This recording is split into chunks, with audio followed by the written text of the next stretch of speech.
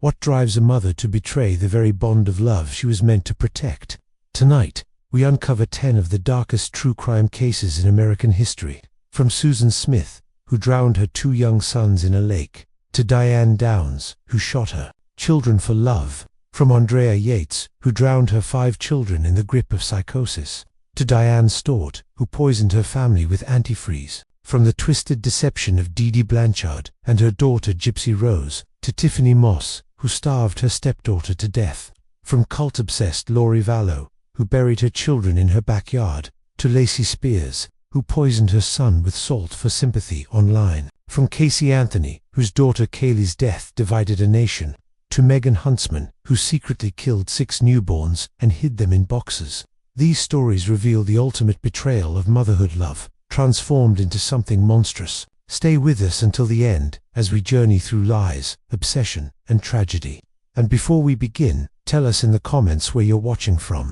And don't forget to subscribe so you never miss the hidden truths we uncover here. It was the nightmare no parent ever wants to face. A stranger, a gun, and 2 innocent children taken in an instant. On the night of October 25, 1994, that fear gripped the quiet town of Union, South Carolina. Susan Smith, a young mother with tear-streaked cheeks and trembling hands, stood before television cameras pleading for the safe return of her 2 little boys. Her anguish drew sympathy from across the nation. People prayed, tied yellow ribbons, and gathered at vigils, united by the hope that Michael, aged 3, and Alex, only 14 months old, would be found alive. But behind those tears lurked a devastating deception. Susan claimed that a man had forced his way into her Mazda protege at a stoplight, pointed a gun, and driven away with her children strapped helplessly in their car seats. The story sparked an enormous response. The FBI mobilized, roadblocks went up, and for 9 relentless days the country searched, believing they were racing against time. Susan and her estranged husband, David, appeared together before cameras, begging for mercy. "Please bring my children back," Susan cried, her performance so convincing that she became a symbol of parental grief.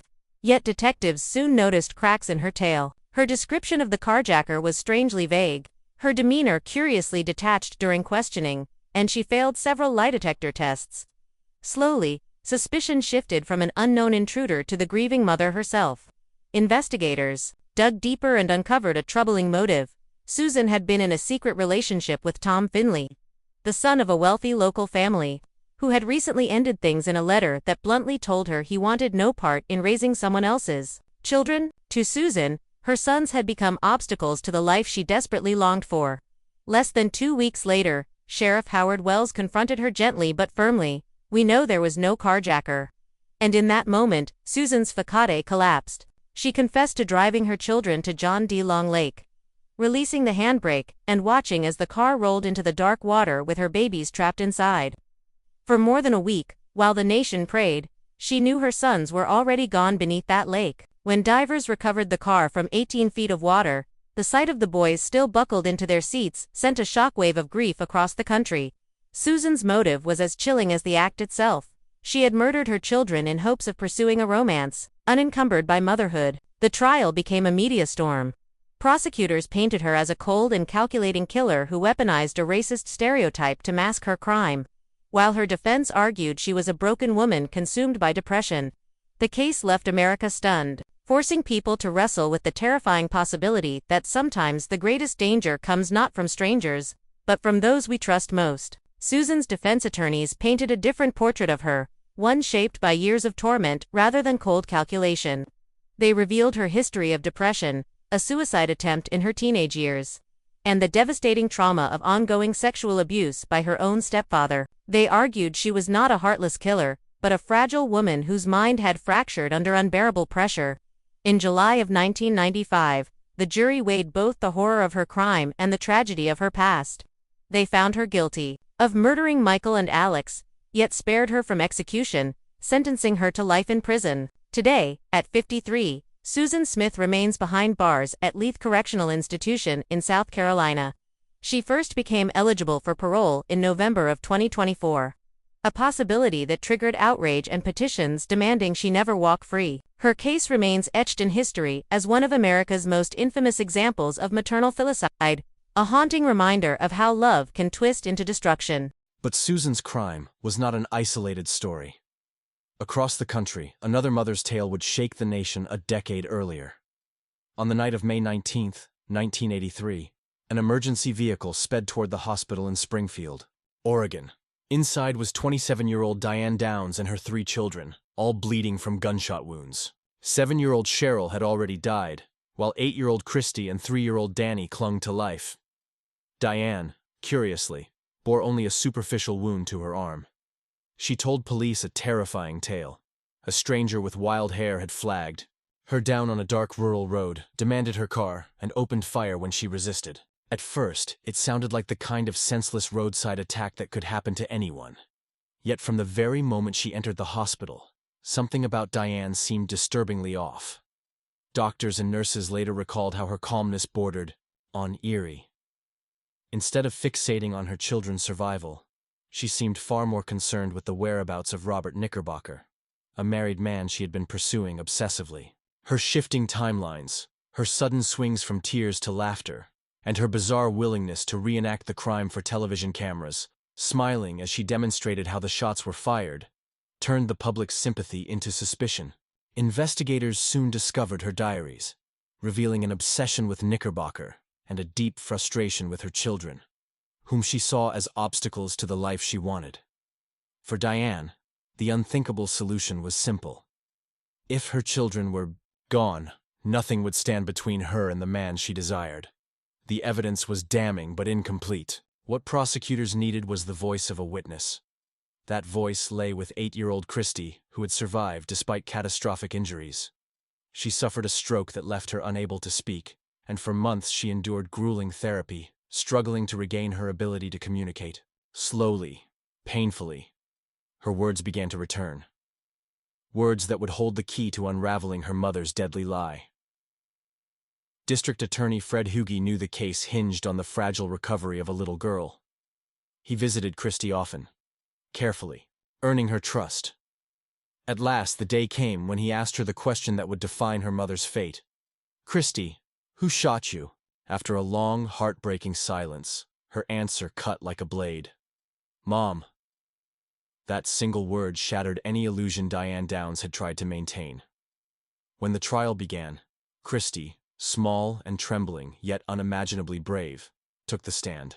With halting but steady words, she told the court that her mother had pulled over, reached for a gun, and shot her own children. Her testimony became the emotional and legal centerpiece of the case. Meanwhile, Diane continued her unsettling theatrics, arriving in court visibly pregnant by another man, an attempt to cloak herself in the image of motherhood, even as she stood accused of killing her children. The jury saw through the facade. In June 1984, Diane Downs was convicted of 1 count of murder and 2 counts of attempted murder, sentenced to life plus 50 years. She remained defiant, loudly proclaiming her innocence even as the evidence and her daughter's testimony left no doubt. Her story took one more disturbing turn. In 1987, Diane scaled a prison fence and fled into the night, sparking a nationwide manhunt. For 10 tense days, she remained at large before being captured again, her escape serving as a final testament to the arrogance and recklessness that had defined her life. Today, at 70 years old, Diane is incarcerated at the Central California Women's Facility. Christy and Danny, the children who survived her attack, were adopted by the lead prosecutor who had fought for their justice. They grew up shielded from their mother's shadow and built full lives of their own. Diane has been denied parole at every hearing, clinging stubbornly to her story about a mysterious stranger, a story the world long ago recognized as a lie. Her case endures as a chilling study in sociopathy, proof of how desire twisted into obsession can lead to the ultimate betrayal. But Diane's crime was not the last to horrify America. Sometimes, the violence did not spring from obsession, but from a mind consumed by illness. Which raises the question, what happens when maternal instinct collides with delusion? When a mother, bound by love, believes the only way to protect her children's souls is to send them into death's embrace? That question took center stage in June 2001 in Clear Lake, Texas, a suburb of Houston, where Andrea Yates, once a nurse, now a devoted stay-at-home mother, lived with her husband Rusty, a NASA engineer, and their 5 young children: Noah, age 7, John, 5, Paul, 3, Luke, 2, And baby Mary, just 6 months old. Two neighbors. The Yates family embodied a picture of faith and the American dream. But Andrea's mind was a battlefield. Years of postpartum depression and psychosis left her struggling with dark delusions. After the birth of her fourth child, she suffered a complete mental breakdown, attempting suicide twice and spending time in psychiatric hospitals. Doctors warned Andrea and Rusty that another pregnancy could trigger a catastrophic relapse. Yet, they had a fifth child, and, just as doctors feared, Andrea's illness worsened. She became convinced that she was evil, that her children were failing to develop properly because of her sins, and that they were doomed to eternal damnation.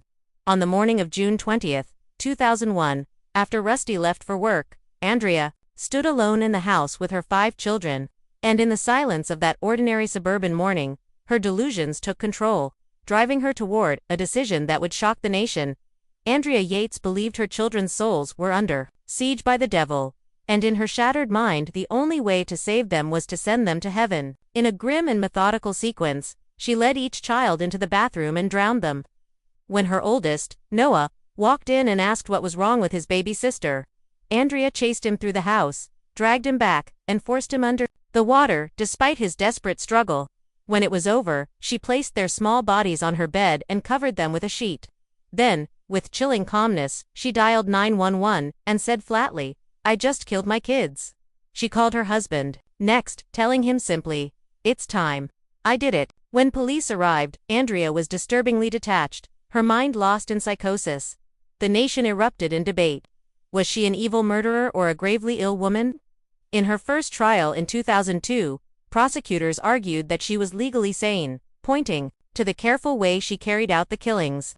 Their case leaned heavily on testimony from psychiatrist Dr. Park Dietz, who claimed Andrea might have copied an insanity defense idea from an episode of Law and Order.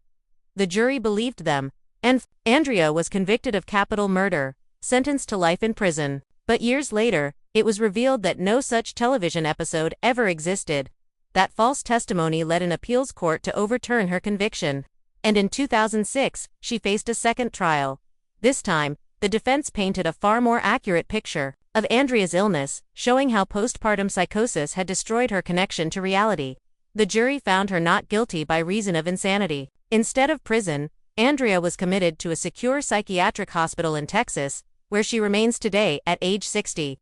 Her life there is quiet, structured by therapy and simple tasks. She creates artwork, watches old family videos, and declines every chance at parole, choosing instead to stay under treatment. Her case permanently altered the way America understands postpartum psychosis, forcing courts and the public to acknowledge the devastating impact mental illness can have on mothers and families. But if Andrea's crime was born of delusion, another mother's crime revealed something far darker, a calculated resentment hidden behind ordinary family life. In Springfield, Missouri, Diane Stott appeared to be the devoted wife of Mark, a talented musician, and the proud mother of 4 children. To outsiders, she was a church organist, a neighbor, a mother. Yet behind closed doors, Diane nurtured a deadly hatred for the family she had built. And instead of turning to faith or therapy, she turned to poison, quiet, tasteless, and purchased from a local auto parts store. To Diane Stott, her family members were not loved ones, but burdens. She saw her husband Mark as lazy, her autistic son Sean as a nuisance, and her daughter Sarah as a financial weight. And so, with chilling patience, she set about erasing them one by one. The first death came on Easter Sunday of 2012, when 61-year-old Mark collapsed and doctors, finding no obvious cause, ruled it natural. Diane played the part of a grieving widow, collected a modest insurance payout, and life moved on. 5 months later, tragedy struck again, when Sean, aged 26, was found dead in his room. His history of medical issues made the death seem plausible. To neighbors, the Stouters were cursed with bad luck. To Diane, it was simply the next step in her plan. Her third target was 24-year-old Sarah, a college graduate struggling with debt and unemployment. In June of 2013, Sarah was rushed to the hospital with flu-like symptoms that quickly spiraled into catastrophic organ failure. Doctors were mystified, but the truth began to surface when a pastor, disturbed by Diane's unsettling jokes about her husband's and son's deaths, tipped off police. Investigators questioned Diane, who at first acted like a devastated mother. But as the pressure mounted, her mask slipped. In a disturbingly casual confession, she admitted poisoning her family with antifreeze hidden in drinks they loved, Gatorade and Coca-Cola. She described her motives coldly, saying she hated her husband and that Sean was worse than a pest. She explained that she had been slowly poisoning Sarah over 4 days because she saw her as a drain who refused to work. The most shocking twist came when Diane revealed she hadn't acted alone. Her youngest daughter, 22-year-old Rachel, her favorite, had been her partner. Rachel confessed to knowing about the murders, helping plot Sean's death, and conspiring to poison Sarah. Investigators uncovered chilling diaries filled with Diane's hatred and even a countdown to Mark's death. A bottle of antifreeze found in the house sealed the case. Facing the death penalty, Diane pleaded guilty to 2 counts of first-degree murder in 2016 and received life without parole. Rachel, who testified against her mother, was sentenced to 2 life terms with the chance of parole, in exchange for her cooperation. Today, in August of 2025, both Diane and Rachel Stott remain behind bars in Missouri. Their case stands as a horrifying reminder that sometimes evil hides not in strangers or shadows, but around the dinner table, behind the closed doors of a seemingly ordinary home. Diane Stott, now in her 60s, will spend the rest of her life inside a Missouri prison. Against all odds, her daughter Sarah survived the poisoning, though left with lasting health struggles. A living reminder of how close Diane came to erasing nearly her entire family. The story of the Stotts is a chilling warning that what looks like an ordinary household can conceal unimaginable darkness, and that a mother's love, when corrupted, can become the deadliest weapon of all. Yet the horrors of maternal betrayal take many forms. In another corner of Springfield, Missouri, the world met Dee Dee Blanchard and her daughter Gypsy Rose. 2 outsiders. They were the very picture of resilience, a pink house built by Habitat for Humanity, a tireless single mother, and a sweet girl with a high-pitched voice confined to a wheelchair, battling leukemia, muscular dystrophy, epilepsy, and more. Dee Dee was praised as a hero, and Gypsy was celebrated as a miracle child. Charities showered them with gifts, Disney vacations, concert tickets, and endless community support. But every part of that story was a lie. Gypsy wasn't sick. She didn't need a wheelchair, oxygen tanks, or feeding tubes. For nearly 2 decades, Dee Dee had subjected her daughter to unnecessary surgeries, medications, and shaved heads, creating the illusion of terminal illness. It was one of the most extreme cases of Munchausen syndrome by proxy ever documented, driven by Dee Dee's insatiable hunger for attention and sympathy. Doctors who grew suspicious were outmaneuvered. Dee Dee simply moved towns and found new physicians. Gypsy spent her childhood trapped in fabricated illness, believing for years that she was truly broken. As a teenager, she realized the truth. She could walk, she could eat, she wasn't dying. But her mother's psychological grip was ironclad. Gypsy's only refuge was the internet, where she built secret profiles and in 2012 connected with Nicholas Godejan, a man from Wisconsin. In him, she found love, freedom, and someone willing to help her escape. Together, they hatched a desperate plan. On the night of June 9, 2015, Gypsy let Nicholas into the pink house. As she hid in the bathroom with her hands over her ears, he entered Dee Dee's bedroom and stabbed her to death. The couple fled to Wisconsin, believing they were finally free. But Gypsy's next act shocked everyone. From the shared Facebook account she once used with her mother, she posted a chilling message, "That be asterisk asterisk asterisk is dead." Neighbors, panicked, called police, and the truth unraveled. Instead of a tragic murder of a heroic mother, investigators uncovered years of abuse and deception and a daughter who believed killing was the only way to reclaim her life. When police entered the Blanchard home, they found Dee Dee's body and a trail that led them straight to Wisconsin. When Gypsy Rose and Nicholas Godejan were arrested, the world gasped as Gypsy stood from her wheelchair and walked on her own. The illusion collapsed. The sick child was healthy, and the devoted mother had been a manipulative abuser. Nicholas was convicted of first-degree murder and sentenced to life in prison. Gypsy, however, was seen as both a killer and a survivor. In recognition of her years of abuse, she accepted a plea deal for second-degree murder, receiving 10 years. She served 8 before being paroled in December of 2023, now in her 30s. Gypsy Rose has become a paradoxical figure, a convicted murderer, but also an outspoken advocate for victims of abuse. Her story chronicled by millions online. D is remembered not as a martyr, but as the architect of a tragedy that blurred the lines between victim and villain. But if Munchausen by proxy revealed the horrors of manipulation disguised as love, another case exposed the cruelty of hatred hidden under the mask of motherhood. In Lawrenceville, Georgia, 10-year-old Imani Moss was placed in the care of her father, Emin, and stepmother, Tiffany Moss. To neighbors, they seemed like a blended suburban family. But inside their apartment, Tiffany made a chilling distinction. Her own children were nurtured, while Imani was treated as a burden, starved, and locked away in a bare bedroom. The sounds of family life carried on just outside her door as her small body withered from hunger. Prosecutors later revealed Tiffany's cruelty wasn't passive neglect. It was calculated punishment. She even sent her husband photos of the meals she lovingly cooked for their biological children, taunting him with what Imani was denied. Tiffany's motive traced back to bitterness. Years earlier, she had been convicted of child cruelty, lost her teaching job, and blamed Imani. That grudge hardened into a murderous hatred. By October 2013, the 10-year-old weighed only 32 pounds, the size of a toddler, before her frail body gave out.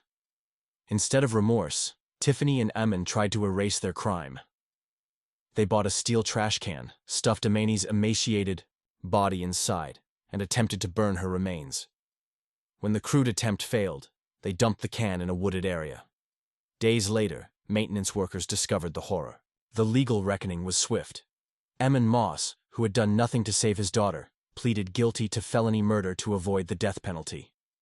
Emin Moss agreed to testify against his wife, accepting life in prison without parole but leaving Tiffany Moss to face justice on her own. What followed was one of the most bizarre courtroom spectacles in Georgia's history. In her 2019 capital murder trial, where her very life was at stake, Tiffany chose to represent herself. From the opening gavel, she sat in silence. She gave no opening statement, called no witnesses, and did not cross-examine anyone, not even her husband as he described their crimes in painful detail. She offered no defense, no alternative story, no explanation, only a blank, unfeeling stare. As prosecutors displayed harrowing photos of Imani's emaciated body and described her last, tortured days, Tiffany never flinched. The silence became its own weapon, one that only highlighted the brutality of the evidence. After less than 2 hours of deliberation, the jury found her guilty on every count, including malice murder. During sentencing, she remained silent again, as jurors heard a heartbreaking recording of Imani pleading with her father in a frail voice. Within 3 hours, the jury reached its decision. On April 30, 2019, Tiffany Moss was sentenced to death by lethal injection, becoming the only woman on Georgia's death row. As of August 26, 2025, she remains in Arendelle State Prison, her silence now her legacy. Not the silence of innocence, but of indifference. But the story of mothers who kill takes an even darker turn when filtered through the lens of religious extremism. Lori Vallow, once a vibrant Arizona mother of 2 teenage daughters, Tylee Ryan and young adopted son JJ Vallow, seemed to live an ordinary suburban life. A former beauty queen and devoted churchgoer, she projected the image of a loving matriarch. But in 2018, her world collided with that of Chad Daybell, a self-published author and doomsday preacher. Together, they spiraled into a bizarre apocalyptic belief system, convinced they were chosen prophets destined to lead the 144,000 righteous. After the end times, central to their theology was a chilling idea: zombies. They believed that when spirits left bodies, dark entities could take their place and, the only way to free the soul was to destroy the body. In their twisted logic, murder became salvation. Soon, people who stood in their way began to die. In July 2019, Lori's fourth husband, Charles Vallow, was shot and killed by her brother Alex Cox, who claimed self. Just 3 months later, Chad's wife Tammy, his partner of nearly 30 years, died suddenly in her sleep. Her death ruled natural, with no autopsy performed. With their spouses gone, Lori Vallow and Chad Daybell finally stood free to be together. But Lori's 2 children, Tylee and JJ, remained inconvenient obstacles. In September of 2019, just weeks after moving them to Rexburg, Idaho, both vanished. The last known photo of Tylee came from a family outing to Yellowstone National Park. The last time anyone saw JJ was at his elementary school before Lori abruptly withdrew him, claiming she would homeschool as loved ones grew frantic. Lori spun Liz telling some Tylee was at college and others that JJ was with family in Arizona, while collecting the children's Social Security benefits. 2 weeks after Tammy Daybell's suspicious death, Lori and Chad married on a Hawaiian beach, their carefree smiles a grotesque contrast to the mystery of the missing children. In November, police conducted a welfare check after JJ's grandparents sounded the alarm. Lori and Chad lied, dodged questions, and refused a court order to produce the kids. Eventually, Lori was arrested in Hawaii, but she and Chad offered no answers, their vacant smiles fueling nationwide outrage. Then, on June 9, 2020, investigators, acting on cell phone data from Lori's late brother, Alex Cox, began digging in Chad's backyard. What they unearthed shocked the world. Tylee's dismembered, burned remains sealed in a melted bucket, and JJ's small body in red pajamas, bound in plastic and buried in a pet cemetery. The so-called zombies hadn't been banished, they had been executed and discarded like trash. At trial, prosecutors argued that the talk of zombies was nothing more than a smokescreen. The real motives were simpler: money, lust, and the desire to eliminate anyone who stood in their way. In May of 2023, Lori Vallow Daybell was convicted of murdering her 2 children and conspiring in the murder of Tammy Daybell. She received 3 consecutive life sentences without parole.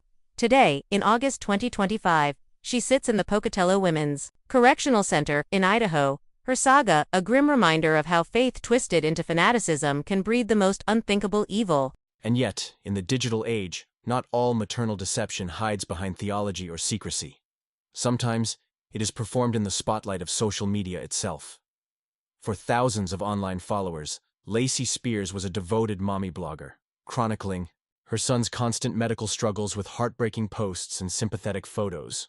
But behind the sympathetic hashtags and curated updates lurked a horrifying truth. Lacey's devotion was a deadly performance, her son's suffering orchestrated spoon by spoon with poison. Lacey Spears built her entire online persona on the image of a devoted single mother, fighting for her fragile son Garnett. On her blog, Garnett's Journey, and across Facebook, Twitter, and Instagram, she shared every hospital stay, every scare, every photo of her boy looking frail but smiling bravely from a bed. Followers saw a warrior mom and a miracle child, showering her with praise, prayers, and donations. But it was all a meticulously constructed lie. Garnett wasn't sick. He was being poisoned. From birth, Lacey orchestrated a campaign of fabricated illness, classic Munchausen syndrome by proxy. She dragged Garnett from doctor to doctor, inventing symptoms and manipulating staff until they surgically placed a feeding tube in his stomach. That tube became her weapon. For years, she secretly pumped toxic levels of salt into his body, causing seizures and chronic distress. In January 2014, she delivered the fatal dose. Garnett's sodium levels spiked to a level no child could survive. As doctors fought to save him, Lacey updated her social media with tragic posts. "My sweet angel is in the hospital," milking sympathy in real time. This time, hospital staff grew suspicious. Surveillance cameras in Garnett's room captured her taking him and his feeding equipment into a private bathroom. Each time she emerged, his condition collapsed. On January 23, 5-year-old Garnett was declared brain dead. Investigators later found feeding bags at her home contaminated with salt, as well as internet searches like "dangers of high sodium in children" and "what can cause seizures." She had even fabricated stories about Garnett's father, claiming he was a heroic police officer killed in an accident, when in reality he was alive and had been blocked from seeing his son. In 2015, prosecutors charged Lacey with second-degree murder. They argued that her Facebook posts weren't a mother's diary, but the scrapbook of a killer, a calculated performance fueled by the currency of likes and attention. Her defense argued mental illness and insisted there was no direct proof. But the surveillance footage, contaminated equipment, and search history painted an irrefutable picture. The jury found her guilty, and the judge sentenced her to 20 years to life in prison, condemning her with the words, "You inflicted pure evil on your child for nothing but attention." Casey Anthony's story would become the darkest chapter in the modern history of maternal betrayal. While her parents pleaded for answers, she partied, got tattoos, and spun an ever-growing web of lies. She spoke of a nanny named Zanny, who never existed, led detectives on wild goose chases through fake apartments and non-existent workplaces, and clung to the fiction, even as forensic evidence stacked against her. When investigators opened the trunk of her Pontiac Sunfire, they found the unmistakable scent of decomposition, a single strand of hair showing signs of death, and traces of chloroform, pointing toward a deliberate act. The search ended in December of 2008, when a utility worker stumbled upon the skeletal remains of a small child in a swamp less than half a mile from the Anthony home. Duct tape was still wrapped around the skull, a chilling suggestion of suffocation. Dental records confirmed what the nation feared: it was Kaylee. The trial that followed in 2011 gripped America like few others since O.J. Simpson's. Prosecutors argued that Casey murdered her daughter to reclaim her freedom, pointing to the lies, the duct tape, and the chemical evidence. The defense countered with a theory of accidental drowning and painted Casey as a scapegoat for a dysfunctional family. When the verdict came, the nation erupted. Despite mountains of circumstantial evidence, the jury acquitted Casey of murder, convicting her only of lying to police. To many, it was a staggering miscarriage of justice. To others, it revealed the complexity of proving intent beyond a reasonable doubt. Today, Casey Anthony lives free, her name forever synonymous with one of the most infamous trials in American history. Kaylee Anthony's short life remains a heartbreaking reminder of what happens when innocence is betrayed by the very person meant to protect it. Casey Anthony's trial had already stunned the world, but what came next in Utah revealed something even more unfathomably: secret graveyard hidden inside a suburban garage. In Pleasant Grove, Megan Huntsman seemed like an ordinary woman. She was a wife, a mother to 3 daughters, and though she drank heavily, her neighbors considered her unremarkable. But between 1996 and 2006, behind the walls of her modest home, she carried out a ritual of birth and death that spanned a decade. On April 12, 2014, her estranged husband, Darren West, freshly out of federal prison, was cleaning the garage when he stumbled upon a small, taped cardboard box. Inside was the tiny, decomposing body of a newborn.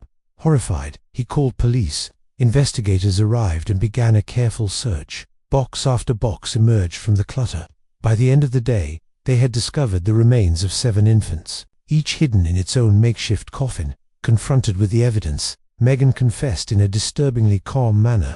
For 10 years, she had given birth in secret, murdered her newborns immediately after delivery, and stored their bodies just feet away from her daily life. Her explanation shocked even seasoned detectives. She claimed she was addicted to methamphetamine at the time and did not want to care for more children. Yet she kept her pregnancies concealed. In 2015, Megan Huntsman pleaded guilty to 6 counts of murder. 1 infant had been determined stillborn and was sentenced to life in prison. Today, as of August 26, 2025, she remains incarcerated in Utah, her name synonymous with one of the most chilling cases of concealed infanticide in modern history. Her story closed the circle on the darkest theme that has run through all these cases: when maternal instinct, that drive to nurture, protect, and sacrifice is warped by obsession, illness, resentment, or delusion, it can become a force of unimaginable destruction.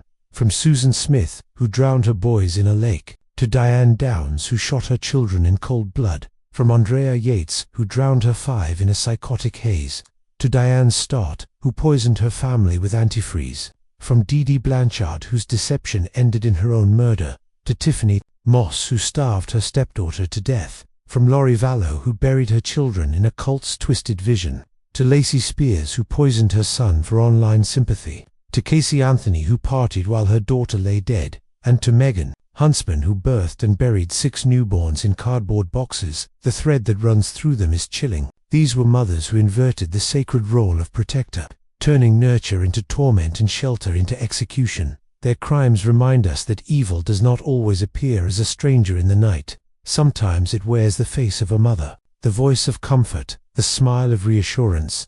That betrayal cuts deeper than any other, because it strikes at the heart of the most fundamental human bond. Each case left scars not just on the families destroyed, but on a society forced to confront the question: how could the very hand meant to soothe and shield be the one to deliver death? And yet, by telling their stories, we do more than recount horror. We confront the darkness. We learn to recognize the signs of manipulation, abuse, and delusion. These women serve as cautionary tales, stark reminders that love twisted by obsession, illness, resentment, or greed can become something monstrous. So now we ask you, which of these cases struck you as the most disturbing, the most unthinkable? Betrayal. Share your thoughts in the comments below, and if you found this exploration powerful, don't forget to subscribe and turn on notifications. Together, we'll continue to uncover the hidden truths, the buried secrets, and the haunting stories that remind us both of the fragility and the resilience